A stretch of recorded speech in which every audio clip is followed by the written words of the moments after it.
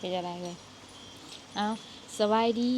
สบายดีพี่น้องปองปายเบิดสุขุทุกท่านเด้อสบายดี FC ทางฝั่งลาวเฮาสวัสดี FC ทางฝั่งไทยและต่างประเทศพบกับ2เอ่ยน้องสาวลาวตายอีกแล้วพี่น้องสบายดีตาดำสาวลาวไต่เด้อโดยมื้อนี้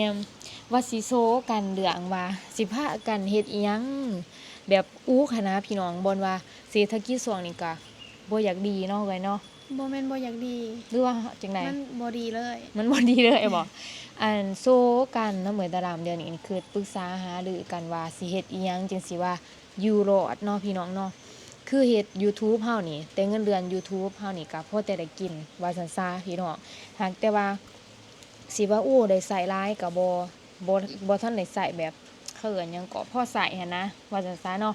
แบบกันบางเทื่อก็ยังอัตคัดบางเดือนแล้วแต่คลิปเด้อพี่น้องเด้อคือสมมุติว่าเดือนก่อนนี่วิวโอเคก็ได้หลายก็โอเคแต่ว่าคันสมมุติว่าเดือนนี้เฮาเฮ็ดคลิปแบบว่าวิวน้อยอิหยังก็ได้หลายน้อยเงินเดือนน้อยเนาะพี่น้องเนาะแต่ว่าต่ำสุดก็เดือนละ100$100เนาะแม่นว่า YouTube จังสิได้จ่ายเงินให้ว่าซั่นซะแล้วบัดทีนี้หลายผู้หลายคนนี่ก็เซาเฮ็ด YouTube นี่หลายหมู่ คือนี่แหละ เฮานั่งอยู่นี่แหละยังบ่ฮู้ยังเอื้อยเจ้าก็ตะดำก็ช่วงนี้ก็ สิได้ถอยแล้ว6เดือนแล้วยังบ่ทันได้เงินเดือน ซะว่าจังซั่นเงินพวก6เดือนบ่ทันได้เล อ้าวย ได้เดือนหนึงมีแต่11เหรียญ16เหรียญ20เหรียญ25เหรียญ29เหรียญมันบ่ฮอดมัน6เดือนมันบ่ได้เงินแม่นพี่น้องก็ตะดำนี่ก็ได้ยินว่าเพิ่นบ่ทันไหลเงินเดือนเนาะ6เดือนบ่ทันได้เงินเดือนรายเดือนแล้ว เต็มๆเลย ก็ดีแต่ว่ายังมีเพิ่นเฮ็ดธุรกิจเล็บเจลเพิ่นเนาะพี่น้องเนาะเล็บเจลก็พอไปพอมาอยู่บ่เฮ้ย FC ว่าเล็บเจลก็พอได้อยู่พี่น้องมื้อหนึ่งคนหนึ่ง2คนก็พอได้ลงตลาดซื้อผักซื้อมีมาต้มมาแกงมาเฮ็ดกับข้าวพี่น้องเนาะแล้วก็อาศัยเงินกำไร ย้าย ขายเครื่องอาศัยเงินไอ้แก้วเราไปเฮ็ดเวียกมาพอทุยพอไทยบางเดือนก็ยากพี่น้องยากจะว่าสิหาเฮ็ดแนวเพิ่มเติมอีกก็คือตาดำก็เฮ็ดอีกธุรกิจหนึงก็คือขายยาดมของเอ้ยเอาแนวเอ้ยตะดำเฮ็ดก่อนเนาะเดี๋ยวน้องแนมก็จึงสิเว้าแนวน้องแนมอยากเฮ็ดว่าซั่นซะเอ้ยตะดำเฮ็ดหยังตอนนี้ตาดำก็สั่งผลิตแบรนด์ยาดมนี่เป็นของตัวเองนี่ก็คือยาดมสมุนไพรยาดมแบบจังได๋ดมแล้วมีแห้งแบบเขาเจ้าฮิตฮอตสโลแกนว่า ดมแล้วรวยดมแล้วมีแห้งเนาะทุกคนมันเป็นสโลแกนให้ประธานผู้ชมเบิ่งไกลๆแน่นี่เป็นการนี่พี่น้องตัวมังกรเนาะดมแล้วนี่เด้ดมแล้วรวยนี่เด้พี่น้องเพิ่นเฮ็ดเป็นยาดม TK ยังบ่ทันได้เฮ็ดการตลาดบ่ทันได้เปิดตัวเป็นทางการแบบอยากลองขายด้วยตัวเองอยากบังคับตัวเองให้แบบว่าคือเฮามีสินค้าแนวนี้นี่ต้องบังคับตัวเองให้ไปโฆษณาแนวใดโดยที่บ่ทันได้แบบว่าออกทางอันนี้หันนะว่าระหว่างเฮาไปเลาะขายไปจาวขายหรือว่าไปแนะนำคนหูจักฮักแพงโดยที่บ่มีโซเชียลนี่คนนี่สิซื้อเฮาบ่แล้วก็จึงมาอีกแผนที่2ก็คือเฮ็ดการตลาดจังซี่นะคือตั้งเป้าไว้มันนี่ก็คือแผนทำอีทหันแม่นว่าคนบ้านเฮานี่เขาบ่ค่อยจะแบบว่าให้ความสนใจหรือว่าอยากสนับสนุนอยากอุดหนุนหายากอีหลีเพราะว่าเนื่องจากว่าคือบ้านเฮาก็สิว่าบ่อยากสนับสนุนก็บ่ว่าเนาะเนื่องจากว่าบ้านเฮานี่คือสมมุติว่าแบบยาดมนี่มันก็หลายแบรนด์แบบแข่งกันเนาะแล้วบัดนี้บ้านเฮาโลดดึงเพิ่นดึงจังซี่พี่น้องประชาชนบ้านเฮาส่วนหลายใส่ยาดมของไทยยาดมของไทยนี่แม่นว่าที่1โหลดอยู่นี่เพิ่นใส่ของไทยนี่หลายเนาะแล้วก็ตะดำก็ว่าลองเบิ่งประมาณว่าเพิ่นเอายาดมเฮ็ดแบบสมุนไพรลาวเฮานี่สิมาสินะอันบ่แม่นพันขวดเพิ่นบ่ก็จะมาพันกระปุกแล้วก็มีอ้ายฮาคือทางฝั่งไทยหันเพิ่นอุดหนุนแหกมานให้100กระปุกแล้วก็100กระปุกหันเนาะเพิ่นก็ว่าเอาไปแบ่งปันให้พี่น้องคนฮักคนแพงหรือว่าเวลาที่เฮาไปวัดไปว่าผู้เฒ่าผู้แก่หรือว่าผู้ที่แบบว่าเพิ่นบ่มีงบซื้อบ่มีทุนซื้อจังซี่นะเฮาก็ให้เพิ่นอันหนึง2อันจังซี่นะว่าจังซั่นขอบคุณเด้อขอบคุณหลายๆเด้อมายิกมาย่อยพอได้ขายมื้อละอัน2อันจังซี่นะพี่น้องแม่น3อัน4อันก็ย่างมันบ่บูดบ่เน่าเนาะว่าจังซั่นซะแม่นว่าซั่นซะพี่น้องก็จังว่ามันต้องลองเฮาบ่ลองเฮาก็บ่ฮู้บ่แม่นว่าเ เห็นน่ะเหลือแต่รำลงคลิป TikTok TikTok ตลอดก็ว่าขายดีก็บ่แม่นว่าขายดีก็พอได้โอ้มื้อละปุก2ปุกอิหยังจังซี่นะพี่น้องเพราะว่า1มาเฮาก็บ่ได้แม่นสิเป็นคนแบบดังแฮงเอาแถวว่าเนาะแล้วก็แบบพอมีคนรู้จักใช้คำว่าพอมีคนรู้จักเนาะแล้วบัดนี้คือน้องแนมเองนี่นะมีความคิดหลายพี่น้องมีความคิดว่าอยากเฮ็ดครีมอยากเฮ็ดผลิตครีมออกมาขายเนาะ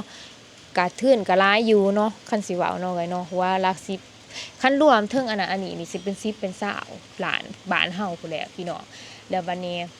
ก็สู้กันเรื่องไว้ตะลํเนาะว่าว่าสิเฮ็ดครีมนี่เฮาสิเฮ็ดออกมาดีบ่แล้วก็สิมีคนใช้บ่ก็ย้านบ่ได้ขายได้เอื้อยข้อยหั่นย้านเฮ็ดมาแล้วข้อยย้านบ่ได้ขายย้านแบบบ่มีคนอยากใช้ของเฮาอิหยังหันน่ะแต่ว่าในตอนนี้นี่แม่นอยู่ในระหว่างการเทสหรือว่าการทดลองอยู่แล้วแนมก็มักแรงเพราะว่ามันเป็นครีมทาผิวที่แบบว่ามันมาจากสูตรเฮาเองโลชั่นบำรุงผิวแม่นมันเป็นสูตรที่ว่าเฮาเขาเอิ้นหยังว่าภาษาอังกฤษว่าเฮาดีเคสเป็นสูตรที่เฮาดีเคสไปแล้วก็เป็นสูตรที่ว่านำเข้าส่วนผสมต่างๆที่มาจากฝั่งไทยเนาะพี่น้องแล้วก็มันก็สิค่อนข้างมีราคาก็บ่แพงแล้วก็บ่ถูกเนาะที่แนมคิดไว้จังซี่นะซ้ำประมาณแบบแสนปุกละแสน2แสนกีบให้แบบว่าคนได้สมใช้เนาะแล้วที่นี่เนี่ยมันก็ต้องได้คิดปัญหานี่แหละพี่น้องเพราะว่าคนฝั่งบ้านลาวเฮานี่เพิ่นก็เปิดใจถามว่าเปิดใจใส่บ่ก็มีเนาะผู้เปิดใจใส่แนวใหม่ๆสมมุติว่าเขาเคยใส่ครีมทาผิวของไทยดีจังซี่นะเขาก็บ่ได้อยากใส่แนวอื่นใดพี่น้องอันนี้แม่นเว้าถึงกลุ่มคนบางจำพวกบางกลุ่มเด้อพี่น้องบ่ได้เมารวมเด้อพี่น้องขออภัยหลายๆแล้วคือจังเรื่องนี้นี่ก็เป็นปัญหาคือกันสมมุติว่าครีมเพราะว่าทุกสิ่งทุกอย่างนับตั้งแต่น้ำปูน้ำปลาอันนั้นอันนี้นี่แม่นคนลาวเฮานี่ก็สิได้นิยมมาแต่น้อยพู้นนะเนาะเว้ยเนาะนิยมของไทยนิยมของที่มาแต่ประเทศไทยของบ้านเฮาหันส่วนน้อยเพิ่นจะเปิดใจหรือว่านำใส่แต่ว่าปัจจุบันนี่ก็คนบ้านเฮาก็ถือว่าเปิดใจใส่ของผลิตภัณฑ์บ้านตัวเองหลายแล้วก็เริ่มสนับสนุนบ้านตัวเองหลายแม่นถ้าเป็นโรงงานที่ใหญ่แน่ปัจจุบันก็สิมีแบบว่าค่ะอีสังว่าเจ้าของแบรนด์เนาะไว้เนาะเจ้าของแบรนด์เป็นคนลาวเฮานี่ก็หลายเนาะแล้วก็มันก็ต้องสู้หั่นแหละพี่น้องเนี่ยคิดว่าคันว่าได้เฮ็ดอีหลีแล้วบัดนี้ FC เด้ FC คิดว่าแนวใดแบบว่าอยากให้เฮาเฮ็ดออกมาบ่ครีมทาผิวซึ่งว่าแนมเฮ็ดเนี่ยแม่นว่าสิใช้ได้เทิงผู้หญิงแล้วก็ผู้ชายเลยทานหญิงทานชายเลยเด้อพี่น้องเด้อแล้วก็แบบว่าผิวแพ้ง่ายอิหยังก็ใช้ได้เนาะตามที่ว่าแนมคิดเนาะคิดทันแล้วแล้วบัดนี้ก็เว้าเรื่องเฮาก็มีผู้สนับสนุนเนาะพี่น้องเนาะซึ่งว่าชื่อว่าไอเด้เพิ่นอยู่อเมริกาเพิ่นช่วยในเรื่องการออกแบบเนาะเพิ่นช่วยสนับสนุนการออกแบบกระปุกครีมเฮาก็ขอบพระคุณขอบใจหลายๆให้ไอเด้เพิ่นฮังเพิ่นมีเด้อคันว่าเพิ่นมาเบิ่งคลิปนี้เนาะเพราะว่าเพิ่นก็บ่อยากให้ออกสื่อปานใดเนาะว่าเพิ่นมีส่วนร่วมในการช่วยในการสิช่วยเฮ็ดคลิปว่าซั่นซะแต่ว่าคือเฮาหั่นก็ช่วยกันเนาะจังซี่แหละคือมีน้องมีแหนมมีเอื้อยตะลำมีอีแม่สิแหละก็พากันช่วยกันเนาะว่าอยากให้มันออกมาเป็นครีมอยากให้มันออกมาเป็นครีมเฮาจังซี่นะพี่น้องแม่นสำคัญก็คือต้องหมายว่าครีมหั่นต้องได้มาตรฐานเรื่องได้มาตรฐานนั่นได้แน่นอนแหละเพราะว่าก็คือท่านผู้ชมทุกคนฮู้เบิดทุกคนแหละว่าคันขึ้นชื่อว่ามาจากโรงงานฝั่งไทยนี่มันได้มาตรฐานอยู่แล้วหั้นนะสำคัญคือ1การตลาดของเฮาสิสู้ได้บ่ยังบ่เฮาก็ต้องพยายามจังซี่นะปัจจุบันนี่เจ้าของแบรนด์ดังๆมีชื่อเสียงในโลกออนไลน์หรือว่าเขาเจ้าเอิ้นอิหยังเน็ตไอดอลจังซี่หั้นนะถ้าได้เป็นคนดังอิหยังแล้วนะบ่ว่าสิเฮ็ดแบรนด์อิหยังเขาเจ้าก็พอได้ขายบ้านเฮาหั่นแบบว่าส่วนหลายหั้นนะจะนิยมได้บ้านเฮาจะนิยมแบบว่าสื่อนำคนดังสื่อนำอินฟูดังสื่อนำเน็ตไอดอลดังๆจังซี่หั้นนะเพราะฉะนั้นแล้วก็แนะนำน้อมแนมอยู่ได้ว่าน้อมแนมถามเนาะว่าน้อมแนมก็มีพื้นฐานอยู่น้อยนึงจังซี่นะเฮาลองเฮ็ดเบิ่งก็คือสิบ่เสียหายเฮาแค่แบบว่าลองจำนวนน้อยถึงมันสิงบหลายสำหรับเฮาก็อย่างแต่ว่ามันก็น้อยสุดสำหรับเขาแล้วแม่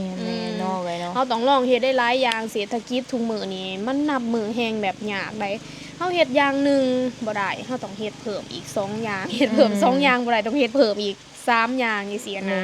อย่างเดียวนี่บ่กุ้มกินปัจจุบันนี่อีลูกคุกคานพี่น้องเศรษฐกิจยากหลายบ้านเฮาจังว่า ก็เรื่องว่าบัดนี้คันสมมุติว่าได้เฮ็ดเนาะแหนมก็อยากเฮ็ดควบคู่กันไปเด้อหลายคนก็ว่าบ่ค่อยลงคลิปแหนมก็4มื้อลงคลิปหนึงอิหยังจังซี่นะก็ลงคือเก่าหั่นแหละพี่น้องตามแหนมเนาะคือแบบช่วงนี้นี่มันฝนตกก็เลยบ่จักสิพาไปถ่ายหยังมื้อนั้นหันก็ว่าสิไปถ่ายคลิปอยู่แคมป์ของให้ท่านผู้ชม ฝนแห้งทุกมื้อ ฝนแห้งผู้ดีเปียกแล้วบัดนี้อันนี้ ทุกมื้อเลย ปัญหาก็คือแหนมก็อยากถ่ายแต่อยู่เฮือนวิวตะกี้หันคิดว่าวิวน้อยก็โอ้บ่อยากถ่ายเสร็จแต่ว่าเดี๋ยวนี้นี่วิวน้อยก็สิได้ถ่ายแล้วพี่น้องได้น้องแหนมก็ยังมาฝอยมาเว้านํท่านผู้ชมฟังแต่ละมื้อแต่ละเว้นไปเนาะเพราะว่าหยังเพราะว่ามันปัญหานี่กล่อง DJI แหนมนี่มันอันนั้นบ่ได้มันถึงน้ำบ่ได้เลยพี่น้องมันบ่คือกล่อง GoPro ตัวเก่าเฮาแล้วบัดนี้กล่อง GoPro ตัวเก่าหันมันเพ่แล้วเนาะว่าจังซั่นซะต้องอธิบายให้ท่านผู้ชมเข้าใจว่าแหนมคือบ่ไปลุยไปหยังแต่ว่ากล่องเฮานี่มันลุยบ่ได้ตัวนี้เนาะจังว่าแหนมคิดอยู่มันลุยแบบลุยน้ำลุยฝนคือแบบเฮาไปเที่ยวหันนะมันบ่หลายจังว่าจังซั่นซะจังว่าพากันหันถีดเนาะเอ้ยเนาะแต่จังว่าจังไดเฮาสิได้ขายบ่เฮ้ย ราประสบการณ์ใหม่ไปเรื่อยๆที่จริงแล้วข่อยมากันในการเป็นแม่ค้าได้ ต่างแต่แบบว่าข่อยรู้สึกว่าข่อยยังบ่ทันมีความสามารถเพียงพอซื่อๆที่จริงแล้วข่อยมักได้อาชีพแม่ค้าข่อยมักขายเครื่อง คนเฮามันต้องเรียนรู้เนาะเอ้ยเนาะคันสิเว้าแล้วก็หลาย คือเฮาว่าเฮาได้ซำนี้เฮาก็น่าโฆษณาจังซี่บางคนเห็นเฮาเนาะคนที่เขาบ่เป็นเนาะยกตัวอย่างตาดำมึงก็พอได้อยู่หลายนี่เอื้อยน้องเจ้าก็มีพื้นฐานได้บัดสำหรับเฮาหั่นนะมันก็ยังบ่ถึงมันบ่ถึงตามเป้าที่เฮาต้องการหั้นนะ แม่น ว่าอันใดมันก็ต้องได้พยายามอีกไปเรื่อยๆ ความหมายของเอ๋ยตะลามว่าความหมายว่าเฮากับบ่ได้ดังถึงขนาดนั้นเฮาสิขายได้บ่ว่าจังซี่ซะที่ว่าความต้องการโน่นนี่นั่นของเฮาแต่ว่าทุกสิ่งทุกอย่างต้องเรียนรู้เนาะพี่น้องเนาะหากว่าถามว่าทุนในการใช้นี่ถามว่าหลายบ่ก็ระดับพุ่นน่ะพี่น้องน้องแนมคิดว่าในรวมถึงทุกอย่างเนาะการไปการมาออกแบบแล้วก็อีสังเกาะการผลิตโน่นนี่น่ะสิประมาณ3หรือ4หมื่นพุ่นน่ะคิดว่าเนาะพี่น้องเนาะน้องแนมคิดว่าในเรื่องค่าใช้จ่ายมาแยกอีกเรื่อง ไปถ่ายคลิปโน่นนี่นั่นมันก็ทุกอย่างมันก็ต้องใส่เงินเบิดหั้นนะแต่ว่าแนวนี้ก็คิดอยู่พี่น้องคิดอยู่ว่าสิจังไดเนาะว่าสิได้กำไรหรือบ่หรือจังไดแต่ว่าดีกว่าเฮาอยู่ซื่อๆมาโซกันสองเอ้ยเนาะหั้นนะดีกว่าเฮาอยู่ซื่อดีกว่าเฮาบ่เฮ็ดหยัง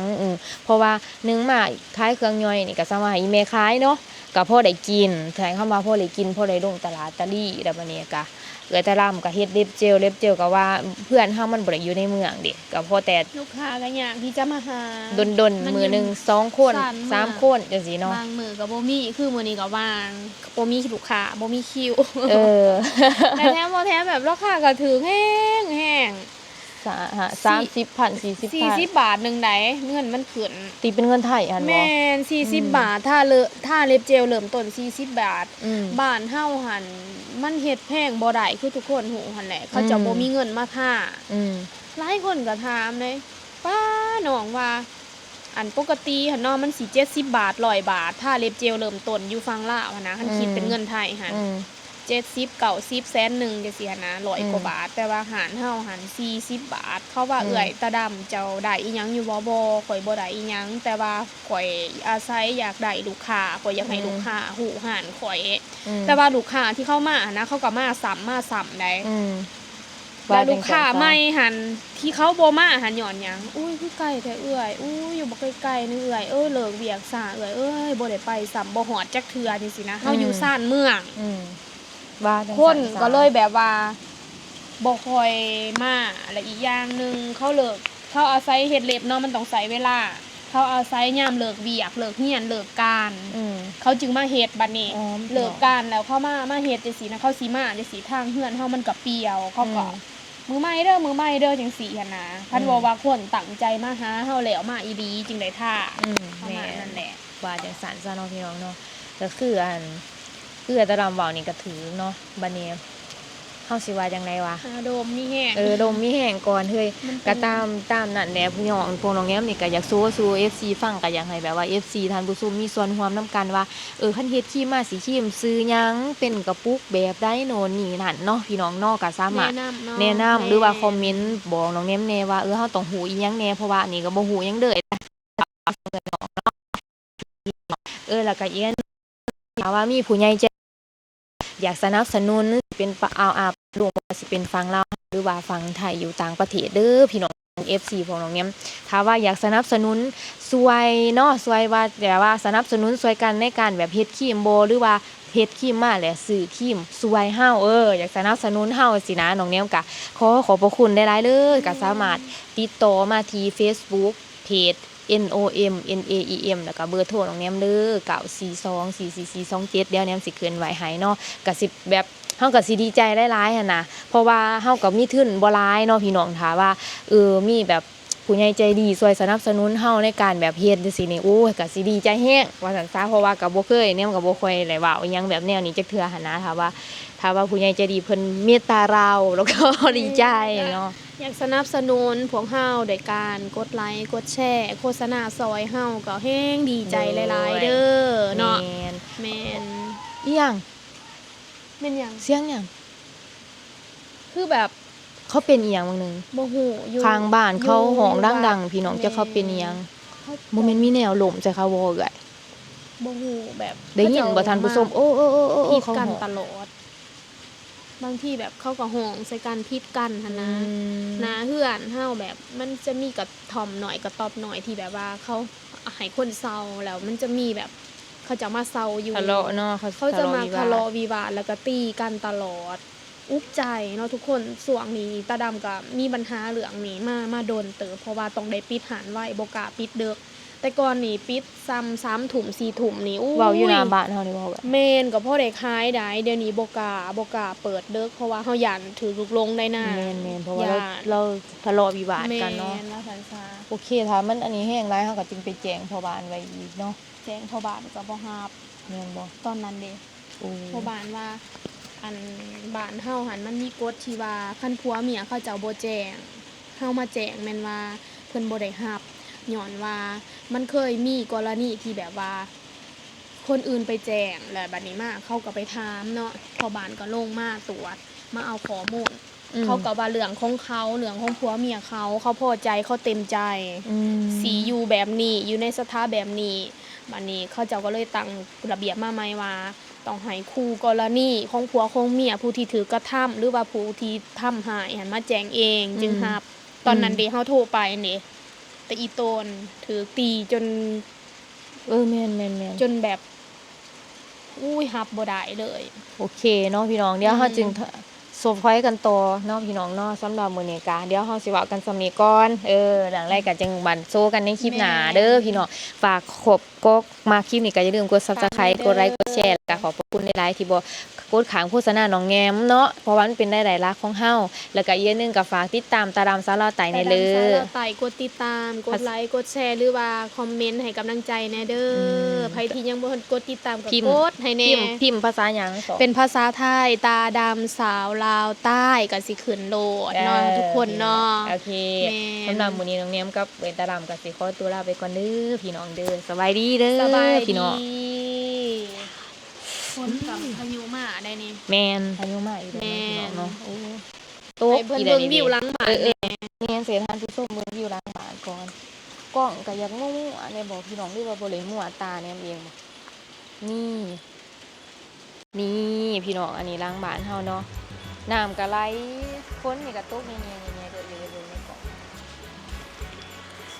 วิวหลังบ้านเฮาคือเก่าเด้อพี่น้องเด้องามบ่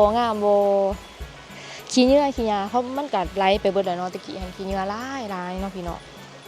เดี๋ยวจึงสิเฮ็ดคลิปไผอยากเห็นเฮ็ดคลิปลงไปกินข้าวอยู่ดุมก็คอมเมนต์ให้น้องแอมอ่านเด้อพี่น้องเลยว่าซ่านโอเค เจอกันพี่น้องเจอกันคลิปหน้าเด้อฝนตกนะเดี๋ยวบ๊ายบายพี่น้องบ๊ายบาย